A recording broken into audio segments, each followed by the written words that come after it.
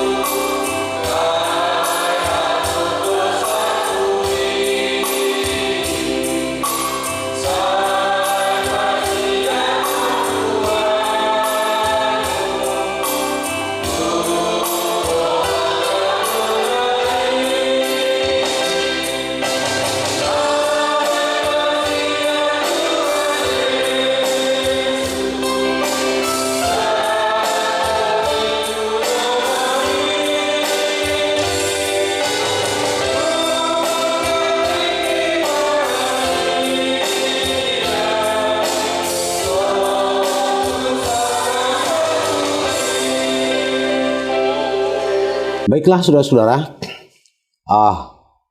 bahwa perikop yang kita gumuli bersama perihal memerdekakan budak Ibrani, ya, bicara tentang perbudakan. Bicara tentang perbudakan dalam perjanjian lama ini merupakan persoalan yang sangat rumit, ya. Sebab apa? Ya, sebab menyangkut budak ini, ya, sungguhnya boleh dikatakan mendapat perhatian besar dari Tuhan kita, ya, dari Tuhan Allah yang dalam perjanjian baru disebutkan doulos, ya, yaitu seorang budak, hamba yang berada dalam hubungan perbudakan yang permanen atau tetap, ya, sebagai budak selama-lamanya. Ya. Tapi dalam bahasan kita saat ini tentang perbudakan ini memiliki jangka waktu. Untuk menjadi budak dikatakan itu bisa dilakukan, ya, selama 6 tahun, dan boleh juga menjadi budak yang terus berkepanjangan apabila dia memang menyenangi tuannya. Dia senang terhadap tuannya dan dia dapat mengatakan, ya, aku akan terus di sini dan aku tidak akan mau pergi. Nah, saudara-saudara, saya katakan tadi menyangkut perbudakan ini, ya, budak ini merupakan hal yang rumit dalam perjanjian lama. Ya, sebab sebagaimana dikatakan dalam kitab Ulangan misalnya pasal yang ke-24 ayat yang ke-7. Apa di sana dikatakan? Ya, apabila seorang kedapatan sedang menculik orang, salah seorang saudaranya dari antara orang Israel, lalu memperlakukan dia sebagai budak dan menjual dia, maka haruslah penculik itu mati. Ya. Demikianlah harus kau hapuskan yang jahat itu dari tengah-tengahmu. Itu dikatakan. Dan kalau kita juga membaca apa yang tertulis dalam kitab Keluaran misalnya pasal 21 ayat yang ke-16. Apa dikatakan di sana? Kitab Keluaran pasal 21 ayat 16. Ya, siapa yang menculik seorang manusia, baik ia telah menjual, baik orang itu masih terdapat padanya, ia pasti dihukum mati. Ia pasti dihukum mati. Nah, ini saya katakan tadi menyangkut perbudakan itu merupakan masalah yang pelik, ya, masalah yang rumit, dan peraturan tentang ini juga, ya, sebenarnya begitu tegas. Orang yang memperlakukan budak dengan semena-mena atau budak yang didapatkan dengan cara menculik lalu menjualnya, ini orang yang harus dihukum mati, ya. Nah, saudara-saudara, dalam bacaan kita, kitab Ulangan pasal yang ke-15 ayat 12 hingga ayat yang ke-18 menyangkut perbudakan ini tidak terlepas dari persoalan kehidupan manusia. Atau boleh dikatakan menyangkut perbudakan ini tidak terlepas dari persoalan kemiskinan. Nah, saya selalu mengajak untuk memahami Alkitab supaya dapat mengerti lebih baik. Kita boleh membaca ayat sebelumnya dan bahkan ayat yang sesudahnya, atau yang membaca juga ayat-ayat lainnya seperti yang telah kita baca bersama tadi. Nah, coba kita membaca apa yang tertulis pada ayat yang ke-11. Di sana dikatakan, sebab orang-orang miskin tidak hentinya akan ada di dalam negeri itu. Itu sebabnya aku memberi perintah kepadamu demikian. Haruslah engkau membuka tangan lebar-lebar bagi saudaramu yang tertindas dan yang miskin di negerimu. Jadi pertanyaan, kenapa orang bisa menjadi budak? Ini salah satu jawabannya. Kenapa? Karena orang-orang miskin itu tidak akan berhenti, ya, tidak hentinya. Itu selalu ada di tengah-tengah kehidupan komunitas masyarakat Israel. Nah, untuk itu, karena kemiskinan, boleh dikatakan, ya, orang lebih senang memilih untuk menjadi budak daripada mati kelaparan. Orang lebih menyukai, ya, menjadi budak daripada kelaparan. Nah, oleh sebab itu untuk menjadi budak itu sangat dimungkinkan dia dapat menjual dirinya, ya, menjadikan dirinya menjadi budak. Artinya akibat kemiskinan orang bisa memiliki hutang yang, ya, akibat dililit hutang dan sebagainya, maka dia akan kesulitan untuk melanjutkan kehidupan. Ketika itu terjadi dalam kehidupannya, dia mengambil pilihan, baiklah aku menjual diriku. Dijualnya dirinya dan dia menempatkan dirinya untuk menjadi budak, ya. Untuk apa? Untuk melunasi hutangnya, ya. Setidaknya menjadi budak, ya. Ini bisa lebih nyaman mungkin sedikit begitu. Ketika orang menempatkan dirinya menjadi budak, dia ya boleh dikatakan memiliki tempat tinggal. Ya, untuk tempat tinggal itu tidak menjadi masalah bagi dirinya. Nah, untuk menjadi budak ini dikatakan itu dalam batas waktu 6 tahun. Tapi kemudian dia bisa terus menjadi budak. Ya, kalau saja dia merasa nyaman di tengah-tengah majikannya, keluarga majikannya. Dia merasa enjoy, lalu dia katakan, aku tidak mau pulang, aku mau tetap di sini. Nah, untuk ini apa dikatakan dalam bacaan kita tadi? Ya, sang tuan harus menindik ya telinganya, ya. Itu di pintu katanya. Baik laki-laki maupun perempuan itu ditindik untuk apa? Ya, sebagai pertanda bahwa dia menjadi budak seumur hidup bagi sang tuan. Dan dia tidak dapat lagi ya berpindah ke tangan orang lain, atau boleh dikatakan dia tidak bisa dijual atau dibeli oleh siapapun. Dia sudah menjadi milik seseorang. Bapak, Ibu, dan saudara-saudara yang dikasihi oleh Tuhan kita Yesus Kristus. Nah, di sini dikatakan pada ayat yang ke-12, apabila seorang saudaramu menjual dirinya kepadamu, baik seorang laki-laki Ibrani ataupun seorang perempuan Ibrani, maka ia akan bekerja padamu 6 tahun lamanya, tetapi pada tahun yang ke-7 engkau harus melepaskan dia sebagai orang merdeka. Wah, di sini sebenarnya bagi saya ya cukup menarik, ya. Cukup menarik. Kenapa?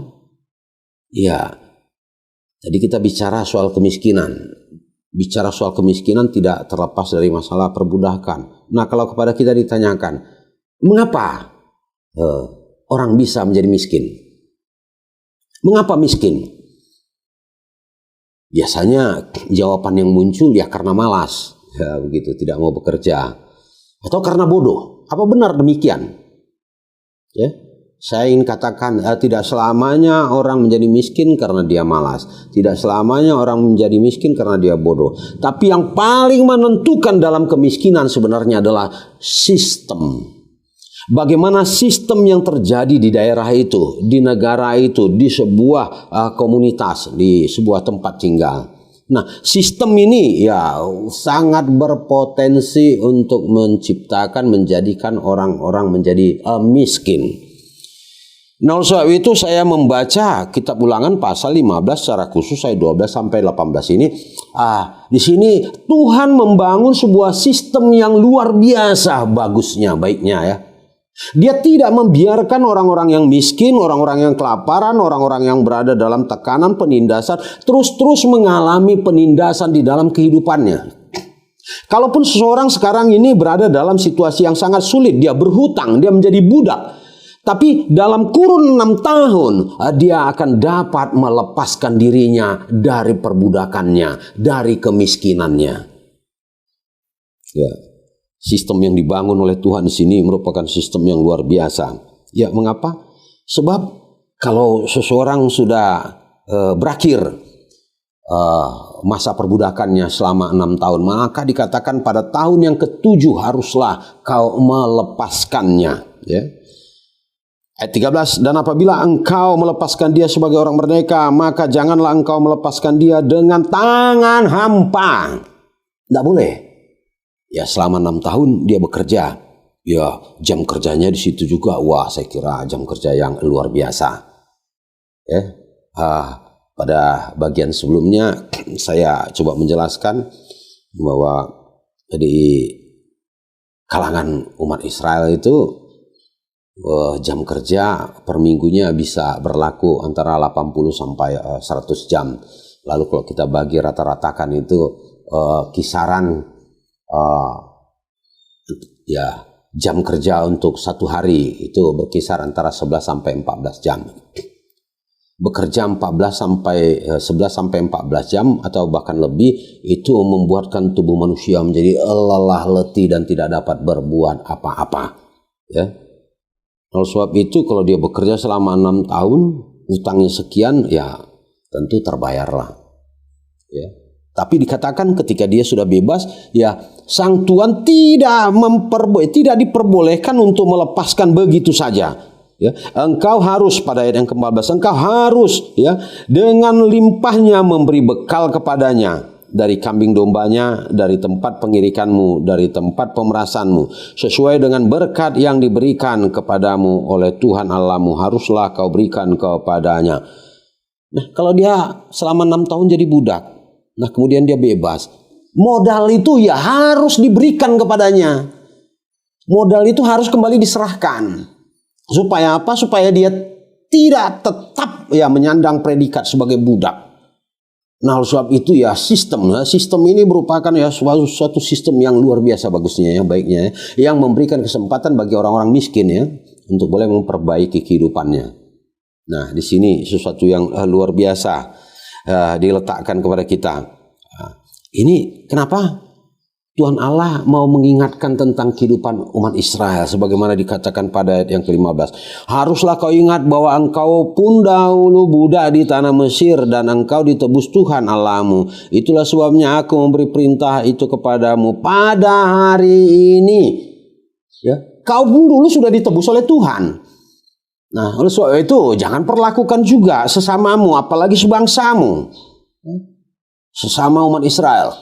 Jangan memperlakukan kehidupan mereka dengan semena-mena. Artinya dalam peribahasa kita, Tuhan juga mau mengatakan jangan lupa kacang dari kulitnya. Ya. Jangan, tapi ingat bahwa kau dulu merupakan budak. Ya, itu. Nah, saudara-saudara, kalau kita melihat sistem perbudakan di dunia ini ya memang ragam cara. Ya manusia bisa aja itu diculik, lalu dijual, kemudian dia berpredikat sebagai budak. Lalu ya bisa juga sistem perbudakan ini terjadi kepada perempuan menjadi budak seks. Nah, di berbagai belahan dunia ini sering terjadi. Tindakan-tindakan yang seperti ini ya sebenarnya tidak dibenarkan dan harus segera dihapuskan begitu. Tapi saya katakan tadi bahwa perbudakan di sini ini perbudakan boleh dikatakan ya cara yang legal begitu ya. Cara yang legal. Untuk ini ya yang diinginkan oleh Tuhan agar sang Tuhan mentaati aturan-peraturan yang diberikan oleh Tuhan Allah kepada mereka. Ya. Sang Tuhan itu supaya tunduk kepada apa yang dikatakan oleh Tuhan Allah. Ayat 16, tetapi apabila dia berkenan kepadamu, aku tidak mau keluar meninggalkan engkau karena ia mengasihi engkau dan keluargamu sebab baik keadaannya padamu, maka engkau harus mengambil sebuah penusuk dan menindik. Itu yang dikatakan tadi. Ya bisa aja ya ada dapat Tuhan yang baik, ya, enjoy lah. Tidak akan keluar dari sini. Cukup, ini merupakan hal yang indah bagi saya dan saya tidak akan keluar lagi dari sini. Itu dia. Nah, saudara-saudara yang dikasihi oleh Tuhan kita Yesus Kristus, saya katakan tadi ya bahwa persoalan menyangkut perbudakan ini sesuatu yang bagaimana boleh dikatakan ya, sesuatu yang sangat-sangat menarik untuk kita bahas. Dan di dalam negara kita juga ini sebenarnya harus dihindari seperti itu ya. Apalagi kalau kita menghubungkan dengan mukadimah daripada pernyataan kemerdekaan kita, apa dikatakan di sana ya?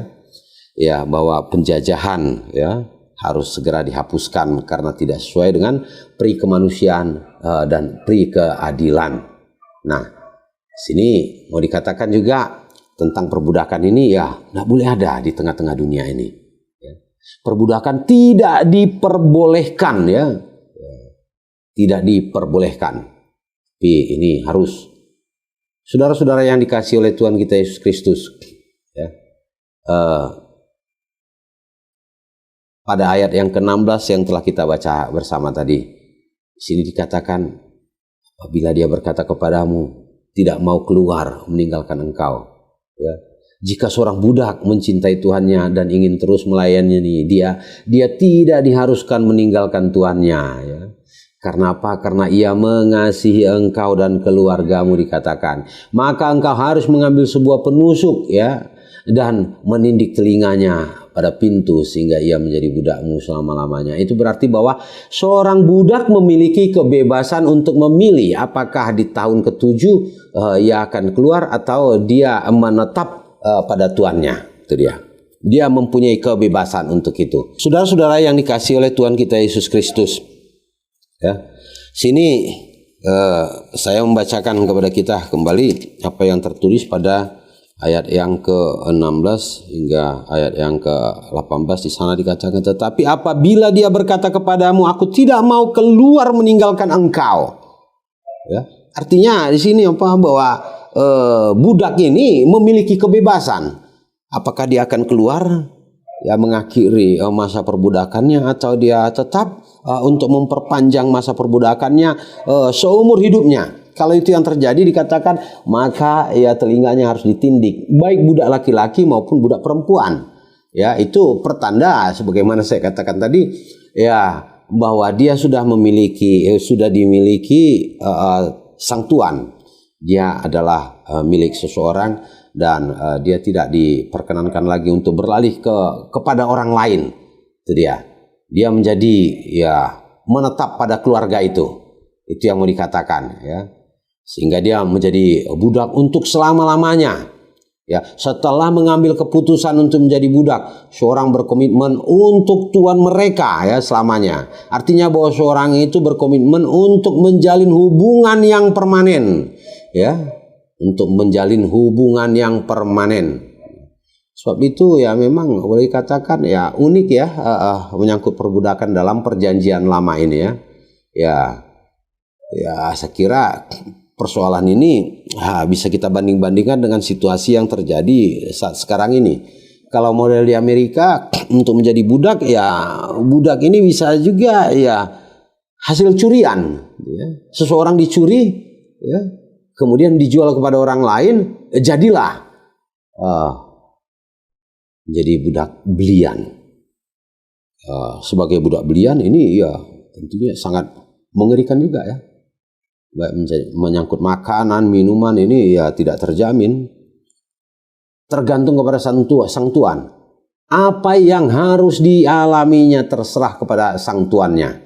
Itu yang mau dikatakan. Nah, saudara-saudara, nah sebab itu ya menjadi menarik ya bagi kita ya ketika kita mempercakapkan tentang masalah perbudakan ini. Ya. Jadi seseorang bisa karena kemiskinannya dia mengambil keputusan untuk menjadi budak. Ya. Menjadi budak untuk apa? Untuk membayar hutang-hutangnya. Tadi juga sudah saya jelaskan ya untuk menjadi budak ini juga ada juga keuntungannya bagi orang yang mengambil keputusan untuk itu. Kenapa? Karena setidaknya tempat tinggal ya untuk makan ya sedikit terjamin ada. Tapi itu juga kalau mendapat ya tuan yang baik begitu. Kalau tuan yang nggak baik juga tetap ya penderitaan itu semakin berkepanjangan. Nah, oleh sebab itu apa yang diingatkan oleh firman ini kepada kita? Tuhan mau mengatakan ya bahwa sebenarnya tidak ada yang mustahil bagi Tuhan ya. Tidak ada yang mustahil bagi Tuhan. Tidak ada istilah untuk menyebutkan bahwa sesuatu itu merupakan takdir begitu, nggak ada. Ya. Tapi apa yang ingin dikatakan bahwa seseorang bisa keluar dari situasi yang sangat sulit sekalipun, ya. Sekalipun dia mengalami kesulitan yang begitu luar biasa, tapi dia akan dapat keluar dari kesulitan itu. Saudara-saudara. Saya ingin memberikan semacam gambaran kepada kita menyangkut soal perbudakan atau kemiskinan. Perbudakan yang menyangkut yang berhubungan dengan soal kemiskinan. Seorang tokoh Paulo dari Brazil, tokoh kenamaan di bidang pendidikan, coba membagi 3 tahapan tingkat kesadaran manusia. Ya, tingkat kesadaran Yang pertama boleh dikatakan yang paling bawah itu adalah tingkat kesadaran magis. Untuk menjelaskan tingkat kesadaran magis kira-kira demikian. Suatu ketika Paulo Freire ketemu dengan para petani. Lalu dia bertanya kepada petani itu, ya Pak Petani, kenapa saya bisa menjadi profesor doktor? Ya dengan gampang petani memberikan jawaban kepadanya, ya Bapak bisalah menjadi profesor doktor. Kenapa? Ya karena Bapak bersekolah, belajar. Pertanyaan berlanjut, ya kenapa saya bisa belajar, saya bisa sekolah? Lalu sang petani mengatakan, ya Bapak bisalah sekolah, bisa belajar. Ya, karena Bapak kaya, mempunyai uang. Ya, namor ada Bapak ya, kalau orang Jawa mengatakan ya orang Bapak sugih, kaya. Kami miskin. Lalu pertanyaan berlanjut, ya, kenapa saya bisa kaya? Kalian miskin. Lalu jawabnya apa? Takdir. Bapak, Ibu, dan saudara-saudara, bagi kita orang Kristen sebenarnya tidak ada istilah takdir. Ini kesadaran yang paling rendah. Ya. Ini tingkat kesadaran yang paling rendah. Nah, oleh sebab itu, bagaimana caranya? Ya, seorang harus naik tingkat kesadaran yang satu tingkat lagi ya. Satu tingkat lagi itu menjadi tingkat kesadaran naib. Itu yang disebutkan oleh Paulo Freire. Tingkat kesadaran naib ini bagaimana? Ketika dia menghadapi sebuah persoalan, baik kemiskinan atau apapun, dia pasti berusaha dengan cara apapun, baik dengan cara yang halal maupun yang tidak halal, dia akan lakukan. Dan biasanya orang yang seperti ini memiliki semacam sifat ya oportunis. Kalau ke sana lebih menguntungkan, dia lompat itu. Tidak peduli apa akibatnya, tidak peduli apa yang akan dia alami. Kalau sana lebih menguntungkan, dia akan lompat ke sana.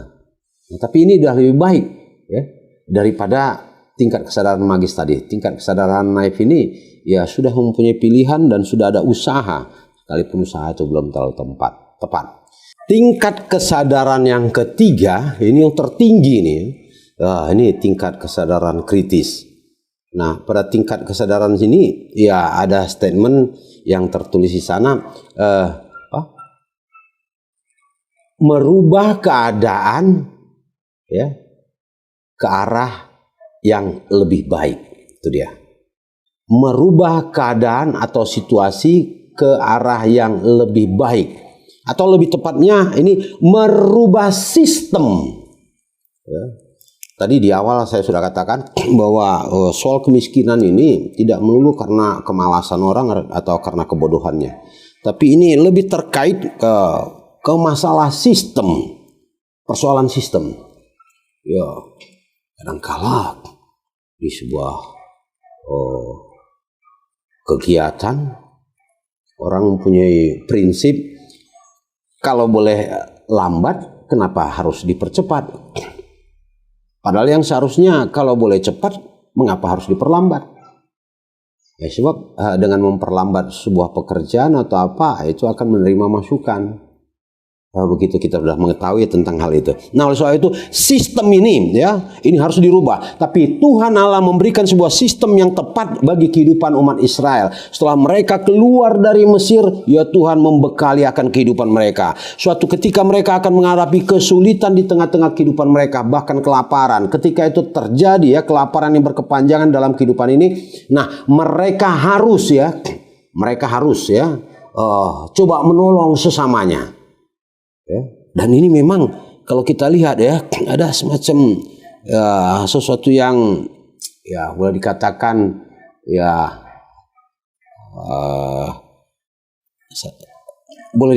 yang hanya memperhatikan kehidupan sebangsanya ya, sesukunya. Kalau dia sesama umat Israel, ini harus memberikan perhatian yang lebih besar lagi kepada mereka. Kalau mereka berhutang, kalau mereka ya menginginkan modal, berikan. Ya, artinya kalau kurang lagi, berikan begitu. Tapi tidak juga buru-buru harus menuntut ganti rugi, ya, mengembalikannya. Ini kepada mereka diajarkan, ya. Kalau kita membaca pada bagian-bagian sebelumnya, apa yang dikatakan misalnya pada pasal yang ke-15 mulai ayat yang pertama, pada akhir 7 tahun engkau harus mengadakan penghapusan hutang. Inilah cara penghapusan hutang itu. Setiap orang yang berpiutang harus menghapuskan apa yang dipinjamkan kepada sesamanya. Janganlah ia menagih dari sesamanya atau saudaranya, karena telah dimaklumkan penghapusan hutang demi Tuhan. Dari seorang asing boleh kau tagih, tetapi hutangmu kepada saudaramu haruslah kau hapuskan. Ini apa? Diskriminatif ya. Untuk utang-utang bagi orang asing yang tidak satu suku dengan dia itu tagih. Tapi kalau masih saudaramu dia sama umat Israel, jangan kau tagih itu katanya. Bapak, Ibu dan saudara-saudara yang dikasihi oleh Tuhan kita Yesus Kristus, ya, terutama di alam kemerdekaan ini ya. Beberapa hari lagi negara kita akan memperingati hari kemerdekaan yang ke-75. Kita harus mengucap syukur dan terima kasih kepada para pahlawan yang telah memperjuangkan kemerdekaan untuk kita, sehingga kita saat ini boleh merasakan kemerdekaan itu ya. Sekalipun di sana sini masih terdapat banyak kekurangan-kekurangan. Tapi ya, dengan usia yang ke-75 ini setidaknya kita akan katakan ini merupakan usia yang panjang ya, cukup panjang. Apalagi dalam situasi ya akan merayakan hari kemerdekaan, kita juga menghadapi situasi yang sangat sulit. Situasi pandemi COVID-19 ini. Lalu apa yang akan kita lakukan? Setidaknya kita mensyukuri keadaan kita. Ya. Bagaimana kita bisa berbagi juga ya, dengan sesama kita. Ya, sesama kita. Kalau kita melihat kesulitannya, ada orang yang kesulitan untuk tidak mendapatkan makanan lagi, bagaimana coba memberikan, menolong mereka supaya mereka bisa menikmati makanan. Ya, itu dia. Bapak, Ibu dan saudara-saudara yang dikasihi oleh Tuhan kita Yesus Kristus, ya sekitar bulan Mei kalau tidak salah, saya membaca status teman saya yang luar biasa memang ini teman ini. Dia membuat dalam statusnya begini, dalam komunitas kami ya, dalam komunitas kami meminjamkan ya, menawarkan pinjaman.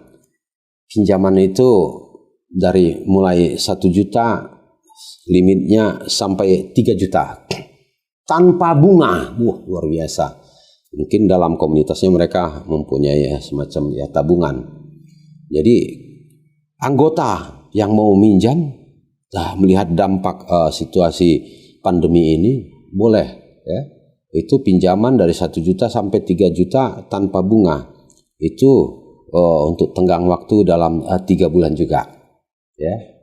Dan ini dikembalikan dalam jangka waktu 1 tahun yang dicicil per bulan. Nah, ini luar biasa ya. Luar biasa idenya. Bagaimana caranya untuk menolong anggotanya supaya tertolong dari kesulitan yang mereka menghadapi situasi pandemi ini. Lalu teman saya ini juga mengatakan kira-kira begini. Ya, kalau Anda ingin menolong orang, jangan pernah memberikannya secara gratis seperti itu. Nah, kita melihat ya ada banyak orang memberikan misalnya ya makanan nasi kotak pinggir jalan, menawarkan kepada ya orang-orang, itu dikatakan jangan pernah memberikan secara gratis. Ya, jika mungkin kutiplah 500 atau 1000 supaya apa? Supaya pemberianmu itu menjadi berarti, dia katakan. Ya, menjadi berarti. Lalu saya coba memikiri apa yang dikatakan oleh teman saya ini. Teman saya ini memang ya cara berpikirnya luar biasa. Menghubungkan dengan nats kita. Bapak, Ibu dan saudara-saudara, secara khusus pada pasal 15 ayat 12 sampai 18 tadi. Kalau seorang berhutang ya itu tidak serta-merta bahwa hutang itu dihapuskan begitu saja. Tidak.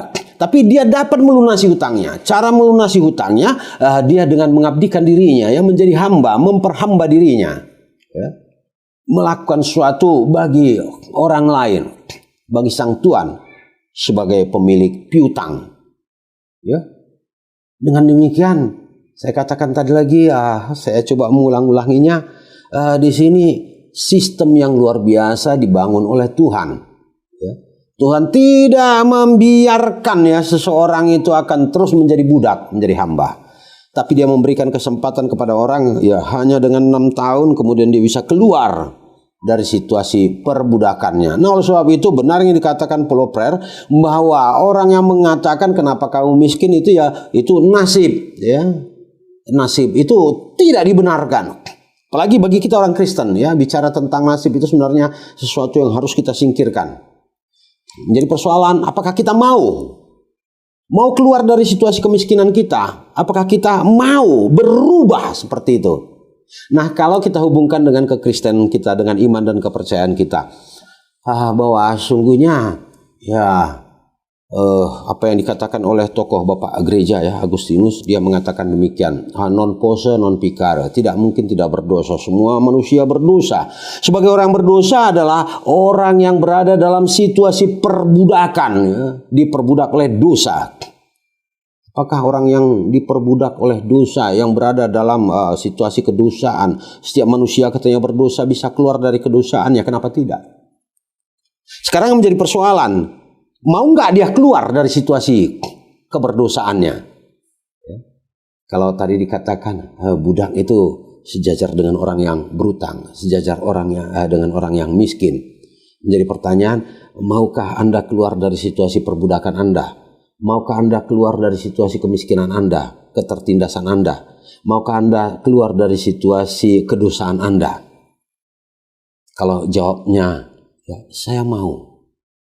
Saya bersedia. Apa yang harus kita lakukan dalam kehidupan ini?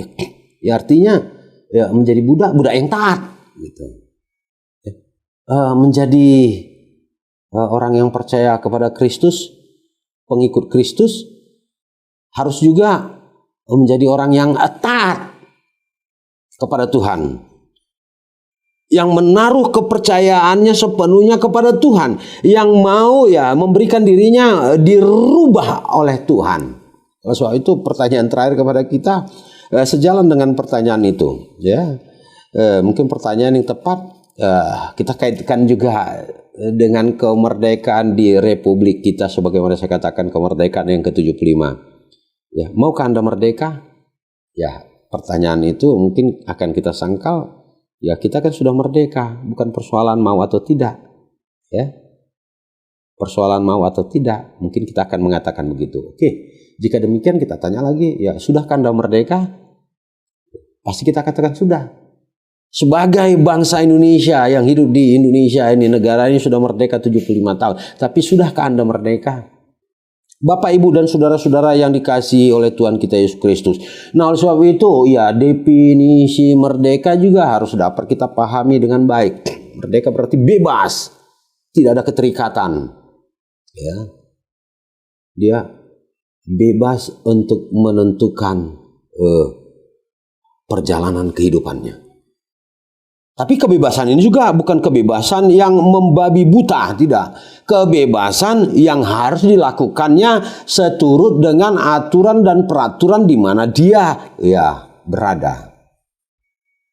Sebagai orang merdeka, sebagai orang Kristen, boleh dikatakan sebagai orang merdeka juga, ya. Ya. Apakah Anda sudah merdeka sebagai orang Kristen? Kita katakan, ya, saya sudah merdeka. Nah, sebagai orang Kristen yang merdeka, dia tidak secara otomatis bebas melakukan sesuatu, tidak. Tapi dengan kebebasannya, dia memiliki ketaatan, taat akan firman Tuhan, taat akan ketentuan-ketentuan yang telah ditetapkan oleh Tuhan untuk dia lakukan. Itu dia. Ya, kesungguhan, penyerahan hidupnya total kepada Tuhan. Nah, oleh sebab itu di alam kemerdekaan ini merupakan suatu yang sangat-sangat menarik bagi kita. Bagaimana kita bisa mengisi kemerdekaan ini, bagaimana kita bisa mengisi kehidupan kita dengan hal-hal yang positif tentunya, dengan hal-hal yang bermanfaat, dengan hal-hal yang berguna, terutama menghadapi situasi pandemi ini. Ya, ada banyak peraturan yang harus kita lakukan, setidaknya 3 hal. Ini berulang-ulang saya katakan. Yang pertama ya, ini tetap kenakan masker ya. Apalagi ketika kita keluar rumah, berada dalam kerumunan. Yang kedua ya menjaga jarak, dan yang ketiga rajin mencuci tangan. Nah, soal itu ya, kalau kita melakukan ini kita akan terbebas. Lalu melihat situasi yang sulit dari teman-teman kita, kalau kita masih dimungkinkan untuk menolong dia, kenapa tidak? Ya, kalau kita masih dimungkinkan untuk memberikan pertolongan kepadanya, kenapa tidak? Baiklah, biarlah sebagai orang yang percaya kepada Yesus yang telah ditebus oleh Tuhan kita Yesus Kristus, kita menyatakan ya kemerdekaan kita lewat tindakan yang nyata, boleh menolong sesama, memperhatikan kehidupan saudara-saudara kita, serta meletakkan kehidupan kita sepenuhnya kepada Tuhan untuk dipegang ya, untuk dikuasai oleh Tuhan, untuk dibimbing, dituntun. Amin. Kita bersatu dalam doa. Terima kasih Tuhan untuk firman-Mu yang boleh kami dengarkan bersama, mengingatkan kami bahwa di alam kemerdekaan ini kami juga harus boleh hidup sebagai orang yang merdeka. Untuk itu Tuhan, sertai kami dalam situasi yang sulit, terus menapaki kehidupan kami situasi pandemi COVID-19 ini. Dalam Kristus Yesus. Amin.